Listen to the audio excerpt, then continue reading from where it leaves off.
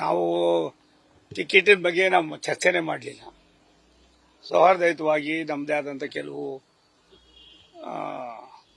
ನೋವುಗಳನ್ನು ಮತ್ತೊಂದು ಚರ್ಚೆ ಆಗಿದೆ. ಎಲ್ಲವೂ ಸಖ್ಯಾಂತವಾಗಿದೆ. ದೇಶಕ್ಕೆ ರಾಷ್ಟ್ರದ ಪ್ರಧಾನಿ ನರೇಂದ್ರ ಮೋದಿಯವರು 3ನೇ ಬಾರಿಗೆ ಪ್ರಧಾನಿ ಆಗಬೇಕು ಅನ್ನೋದು ಈ ರಾಷ್ಟ್ರದ 142 ಕೋಟಿ ಜನರ ಬಯಕೆ ಆಗಿದೆ. ಕರ್ನಾಟಕದಲ್ಲಿ 28ಕ್ಕೆ 28 ಗೆಲ್ಲಬೇಕು ಅನ್ನೋದು ಸನ್ಮಾನ್ಯ ಯಡಿಯೂರಪ್ಪನವರು ಮತ್ತೆ ಹೊಸದಾಗಿ ಈಗಾಗಲೇ ನೇಮಕ ಆಗಿರ್ತಕ್ಕಂಥ ಅಧ್ಯಕ್ಷರಾದ ವಿಜಯೇಂದ್ರ ಒಂದು ಬಯಕೆ ಇದೆ. ಅದಕ್ಕೆ ಎಲ್ಲರೂ ಒಟ್ಟಾಗಿ ಕೆಲಸ ಮಾಡ್ಕೊಂಡು ಹೋಗೋಣ, ಯಾವುದೇ ಕಾರಣಕ್ಕೆ ಗೊಂದಲಗಳಾಗೋದು ಬೇಡ ಅನ್ನೋ ಒಂದು ವಿಚಾರವನ್ನು ಚರ್ಚೆ ಮಾಡಿದ್ವಿ.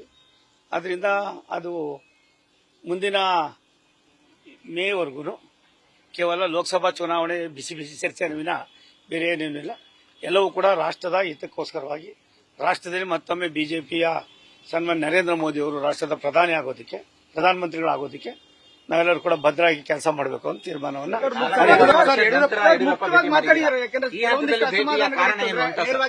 ನೋಡಪ್ಪ. ಒಂದು ಕೆಲವಾರು ವಿಚಾರಗಳನ್ನು ನಿಮ್ಮ ಹತ್ರನೇ ಮಾತಾಡಿದೀವಿ, ಎಲ್ಲವೂ ಆಗಿದೆ. ನಮ್ಮ ಆಶಯ, ನಮ್ಮ ಚಿಂತನೆ, ನಮ್ಮ ಕಮಿಟ್ಮೆಂಟು ದೇಶಕ್ಕೆ ನಾವ್ಯಾರು ದೊಡ್ಡವರಲ್ಲ. ದೇಶದ ಇತ್ತೀಚಿನ ದಿನಗಳಲ್ಲಿ ಕರ್ನಾಟಕದಲ್ಲಿ ನಡೀತಾ ಇರ್ತಕ್ಕಂಥ ಕೆಲವಾರು ಬೆಳವಣಿಗೆಗಳು ನೋಡಿದಾಗ ನಮ್ಗೆ ಅದು ಎಷ್ಟು ಮಟ್ಟಿಗೆ ಮುಖ್ಯ ಅನ್ನೋದನ್ನ ಸ್ವತಃ ಯಡಿಯೂರಪ್ಪನವರು ಇವತ್ತು ತಮ್ಮದೇ ಆದಂಥ ಒಂದು ಅನುಭವವನ್ನು ಹಂಚಿಕೊಂಡಿದ್ದಾರೆ. ಅದಕ್ಕೆ ನಾನು ಕನ್ವಿನ್ಸ್ ಆಗಿದ್ದೀವಿ, ಕೆಲಸ ಮಾಡ್ಕೊಂಡು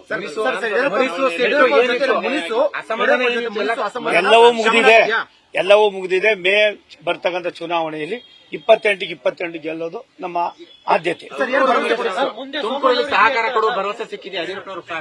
ಒಂದು ಅದ್ರ ಬಗ್ಗೆ ಚರ್ಚೆ ಆಗಿಲ್ಲ. ನಾನು ಒಬ್ಬ ಆಕಾಂಕ್ಷಿ ಅಂತ ಹೇಳಿದ್ದೀನಿ. ಒಂದ್ ನಿಮಿಷಪ್ಪ, ಅದನ್ನ ಅವರ ಹಿತಿಮಿತಿಯಲ್ಲಿ ಅವ್ರೇನ್ ಬೇಕೋ ಅವ್ರು ಮಾಡ್ತಾರೆ. ಮೇಲ್ಗಡೆ ಹೈಕಮಾಂಡ್ ಅವ್ರು ಏನ್ ತೀರ್ಮಾನ ಮಾಡಬೇಕು ಅವ್ರು ತೀರ್ಮಾನ ಮಾಡ್ತಾರೆ. ಅವೆಲ್ಲ ನಡೀತಾ ಇರ್ತದಪ್ಪ.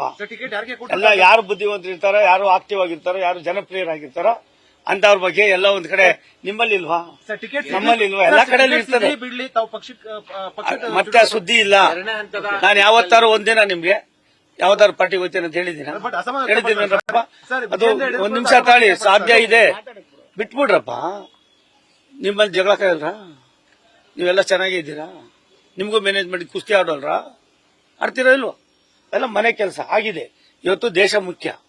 ದೇಶದ ಇವತ್ತಿನ ಪರಿಸ್ಥಿತಿಯಲ್ಲಿ ಕರ್ನಾಟಕದಲ್ಲಿ ಆಗ್ತಕ್ಕಂಥ ಕೆಲವು ಕೈ ವಾತಾವರಣವನ್ನ ತಿಳಿ ಮಾಡೋದಕ್ಕೆ ಭಾರತೀಯ ಜನತಾ ಪಕ್ಷದ 28 ಜನ ಲೋಕಸಭಾ ಸದಸ್ಯರು ಗೆಲ್ಲಿಸೋದ್ರ ಮುಖೇನ ಕಾಂಗ್ರೆಸ್ನವರಿಗೆ ಒಂದು ಸರಿಯಾದ ಉತ್ತರವನ್ನು ಕೊಡಬೇಕಾಗಿದೆ.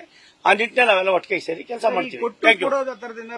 ನೀವೇನಾದ್ರೂ ಅವ್ರಿಗೆ ಹೇಳಿದ್ದು, ಅವರು ನೀವೊಂದು ಹೆಜ್ಜೆ ಮುಂದೆ ಬಂದ್ರೆ ಅವರೊಂದು ಹೆಜ್ಜೆ ಮುಂದೆ. ಒಂದು ಹೆಜ್ಜೆ ಏನೇನು ಇಲ್ಲಪ್ಪ, ಎಲ್ಲ ಒಂದೇ ಹೆಜ್ಜೆ. ಎಲ್ಲ ನಡೀತಾ ಇರ್ತವೆ, ಏನೆಲ್ಲ ಆಗ್ತಾ ಇರ್ತದೆ. ಅದು ಒಂದು ಸತ್ಯ, ನಾವ್ಯಾರು ದೊಡ್ಡವರಲ್ಲ. ಪರಿಸ್ಥಿತಿಯನ್ನು ಅರ್ಥ ಮಾಡ್ಕೊಂಡಿದ್ದೀನಿ. ನಾನು ಕೂಡ 45 ವರ್ಷ ಮಣ್ಣೊತ್ತಿದ್ದೀವಿ. ರಾಜಕಾರಣದಲ್ಲಿ 17 ಜನ ಮುಖ್ಯಮಂತ್ರಿಗಳ ಜೊತೆ ಕೆಲಸ ಮಾಡಿದ್ದೀನಿ ಅನ್ನೋದನ್ನ ನಿಮಗೂ ಗೊತ್ತಿದೆ. ನನ್ನ ಭಾಷೆಯಲ್ಲಿ ಎಷ್ಟು ಮಟ್ಟಿಗೆ ನಮ್ಮ ಕಂಟ್ರೋಲ್ ಇದೆ ಅನ್ನೋದು ಕೂಡ ನೀವು ಅರ್ಥ ಮಾಡ್ಕೊಂಡಿದ್ರಿ. ಹಾಗಾಗಿದೆ.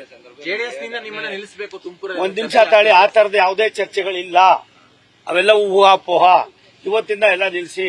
ಒಂದು ಸತ್ಯ, ಲೋಕಸಭಾ ಸದಸ್ಯರು ನಮ್ಮ ಪಾರ್ಟಿಯವರಾಗಿರ್ತಕ್ಕಂಥ ಹಿರಿಯರಾದ GS ಬಸವರಾಜಣ್ಣವರು 5 ಬಾರಿಯಲ್ಲಿ ಆಗಿರೋದ್ರಿಂದ ಅವರು ವಯಸ್ಸಿನ ಮತ್ತು ಆರೋಗ್ಯದ ದೃಷ್ಟಿಯಿಂದ ನಾನು ನಿಲ್ಲೋದಿಲ್ಲ ಅಂದಿದ್ರಿಂದ ಅದು ಬಿಜೆಪಿಯ ಸೀಟು.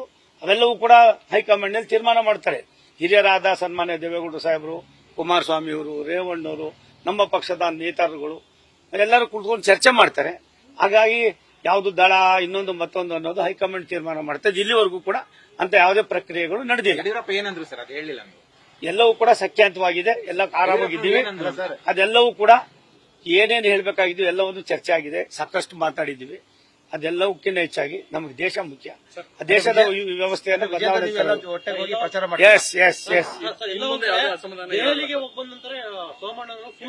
ಒಂದ್ ನಿಮಿಷ ತಾಳಪ್ಪ.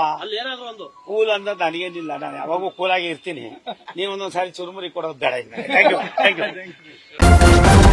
ನ್ಯೂಸ್ ಫಸ್ಟ್, ನಿರ್ಭೀತಿಯಿಂದ ನಿಮ್ಮ ಪರವಾಗಿ.